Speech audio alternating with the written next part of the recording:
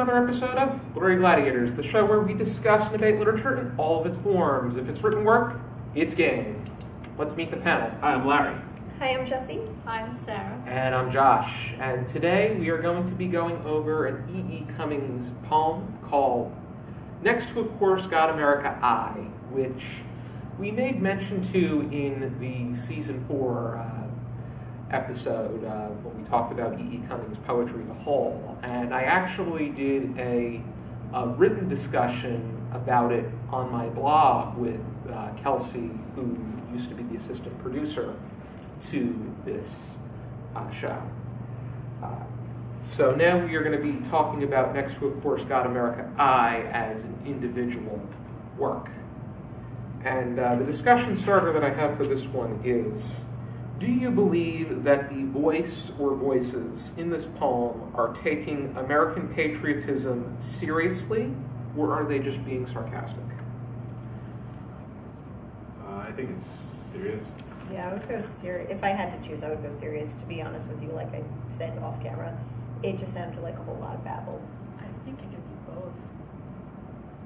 I think, yeah, I actually say that it is absolutely sarcastic.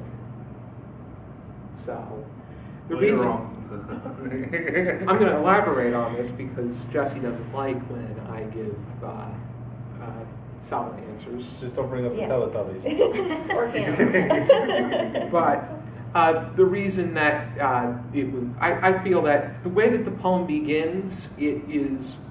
Kelsey made mention to the term blind patriotism, but there's this idea of American jingles, Land of the Pilgrims, which we all know that the Pilgrims were not the beginning of America, per se, especially on the naturalist concrete form.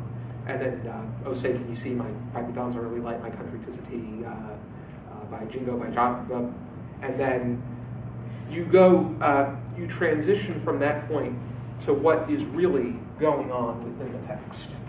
The idea that it starts with the whole what people think patriotism is. The idea that you sing the anthems of the country, you sing your love for America, love it or leave it, patriotism.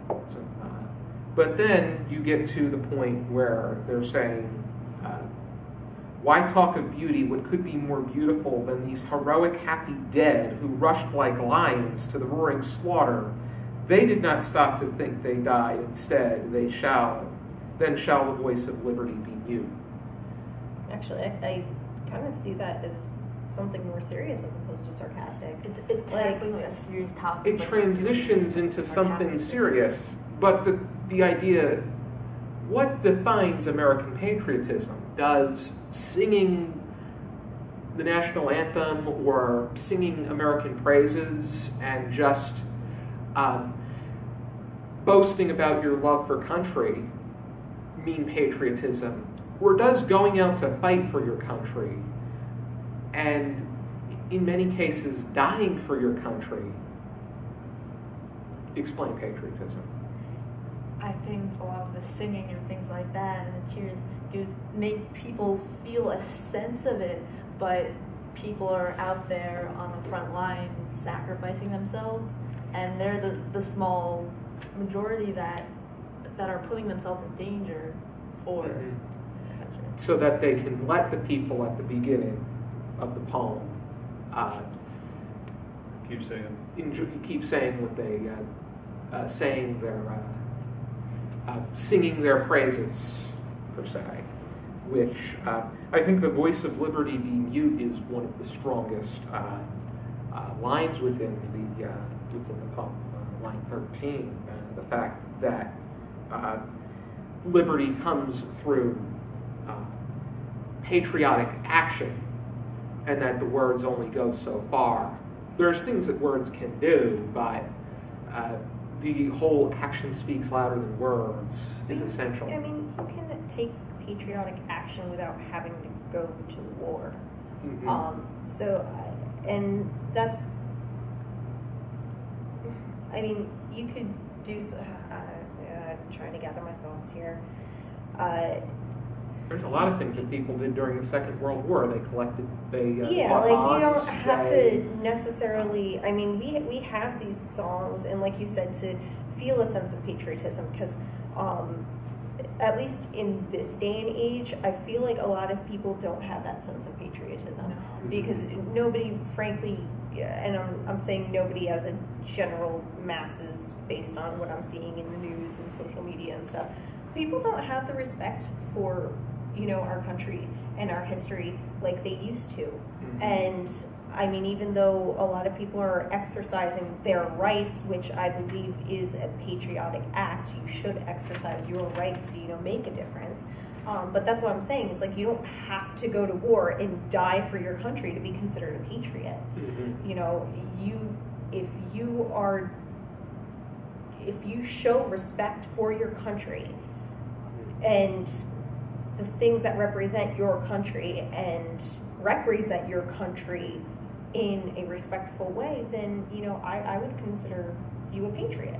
And I think that's why again, that's why I'm going to kind of go ahead and try to back up what I said, where I think this is more serious as opposed to, sarcastic. I feel like that line, why talk of beauty, what could be more beautiful than these heroic happy dead who rushed like lions to their roaring slaughter? Like, yeah, they're heroic, but they're not the only ones who are patriots. And I mean, yes, that only seems to be what he's going after, but then shall the voice of liberty be mute? No. Because but what really is patriotism? Because you can also see the fact that people are going out to die as, because they're not always, they're actually, their goal is not to go out to die, their goal is to complete their mission, or whether it be, but ultimately their goal is to survive. They don't want that. If they can fight for their country and survive at the same time, they are going to take measures to do their best in doing so, in surviving. Like the ones that disappeared off onto exotic islands where they were taken care of by indigenous people. But that's not everybody. No, not everybody. Every situation is different. But the idea that it's just that the people, their goal is just not to. They know that there's a good chance that they're going to lose their lives fighting for their country. But the ultimate goal is to, in some cases, fight for their country. The ones that join voluntarily, they're fighting for their country because that's what they believe in their country and its message. But you also have and then there's those that were drafted. So a lot of them are there because they have to be. Yeah, but that's, again, that's not every time either. And most of the wars that we fought have been volunteer-based. World War II, a lot of people wanted to join. Yeah. They felt. I don't know if there was a draft for sure in World War II or not, but I mean, the legend is that was pretty much volunteer. Like, people wanted to go. Because it was a cause that they believed in that cause. And the propaganda, or if you want to call it that, the media that was used to promote either active service or contribution was brilliant. Walt Disney even had some. Walt Disney had the shorts where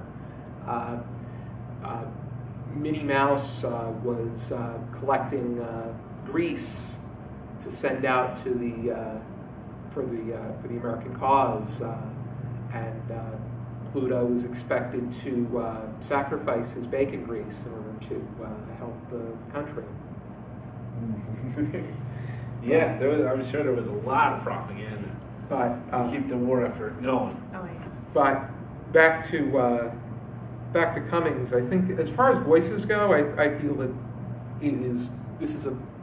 it's being said in a sense of mockery, and is one voice. Well, it's interesting because it's got that word jingo in it, right? Like right in the middle. Yeah, but I think that he's saying that out of mockery. Well, yeah, it's a vociferous supporter of policy favoring war, especially in the name of patriotism. So yeah, I mean that's not too flattering. Now, just out of curiosity, the copy that you have in your book, is anything capitalized? E. Cummings never, except for he and and. Yeah, he and at the very end are the only E. thing. Cummings is known for not capitalizing his. Okay, I wasn't his sure words. if maybe you guys thought if there was some sort of significance there or not. That's a Cummings don't thing. think I've read anything by Cummings, so I'm not familiar. People will also often write his, even if I sent you the on the sheet when I sent the schedule. Oh yeah, trust me, I noticed it was not capitalized, and I was so confused. I was like, wait, what is? I what did is that on this? purpose. I know you. That's the way he is. It took me a while to figure out why it wasn't capital. I was like, Josh knows English and the rules of English. Why is this not capitalized? So I was very frustrated with that until I realized, maybe it's not supposed to be capitalized. He doesn't even capitalize his name, right? E. Cummings, doesn't he do it all lowercase? Yeah, he does it all in lowercase. Does anybody have any final thoughts? I don't know, Josh. I think you might have flipped me. Oh, in what way? Well, I think you might be right. I don't know if this guy's feeling the patriotic love as much as I thought he was. Yeah, I don't think it. I think that he's poking at a blind Sam the Eagle-esque patriotism. There's that last line too about the drink of water, right? He spoke and drank rapidly a glass of water. See, that was the thing is like when I first read it through, and then like I said, the page that I found it on had a YouTube reading of it. I pictured a man sitting at a bar just babbling. Yeah. And that's why I was like, and that's why I'm saying, like, if I had to choose if it was serious or satirical, I guess, I don't even really know. I just pictured a guy sitting in a bar going blah blah blah blah, blah just rambling, and my dad gets drunk and just goes on a rampage. He's just babbling. So I honestly, until you asked the question, I didn't even think, could it be serious? Could it be satirical? Like, what is it? I just saw it as babbling. I definitely saw it as satirical, but I think it led to a serious topic. But I was able to see the sarcasm. But I could see why you thought. Has anybody ever read? What do you guys make of that last line? Has anybody read Samuel Beckett? No.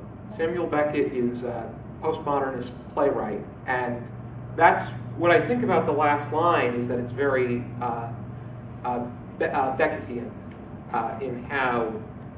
Maybe. Did I? You tell me if I read them.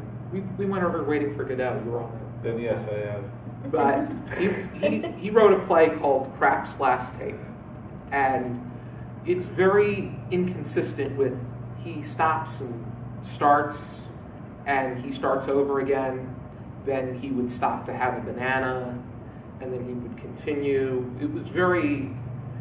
It was inconsistent, but in the way that it was accurate, because it's much more reflective to something that we would be doing. I'm pretty sure that any form of media has a massive amount of editing and a massive amount of do-overs. But yeah, it's very reflective of our very own interactions. So. But what's that got to do with the last line? The fact that he spends the entire poem he spends the entire poem ranting and going off on this tangent, and then the last poem is an action. So it's him. So they're pretty much disconnected with one another. It seems very disjointed. I don't understand what he's going for with that line there. the fact that he pretty much got himself wound up with what he was saying about what is patriotism and what is America. So you think that's, but who's he? The speaker in the poem. It almost That's like, why I pictured somebody sitting at a bar babbling. it was cut out of a story or not. Only in the babbling at the bar, the guy would be rapidly drinking a glass of beer. He'd be like, all right, wait, hold on. This is exactly what I pictured. I can tell you right now. Whoop, nope, that's the wrong thing. Here we go. Next, of course, God, America, I love you. And like, because there's no periods in this. There's no commas. There's nothing to break apart any of the ideas. And that's an E.E. Cummings poem. I know, Well, but that's why. But that's how I'm like And I think that's what interpreting it, though. Is like, and that's how. And I mean, yeah, that might be his style, but as somebody interpreting him, and like that's just how I saw it. And then at the end, where it's like he spoke and drank drank rapidly a glass of water, is like, okay, well now it makes sense why there's no commas or periods, because he's just babbling as he's drinking. He's probably talking to no one and everyone at the same time. Like I don't know. Like I said, I haven't read anything by E. Cummings as far back as I can remember. I don't think I have. And that's just how it came across to me. It's like just somebody babbling. Mm-hmm. Ready That's the note we're going to end on. Yep, babbling. Pretty much. If you're interested in checking out, next to, of course, God, America, I, and some other great American literature of the 20th century, here is Volume D of the Norton Anthology of American Literature from 1914 to 1945. And there's probably plenty of other E.E. Cummings collections. I will leave a link down below to the one that I feel captures his career the best. Be sure to join us next time for another episode of Literary Gladiators. For now, keep reading.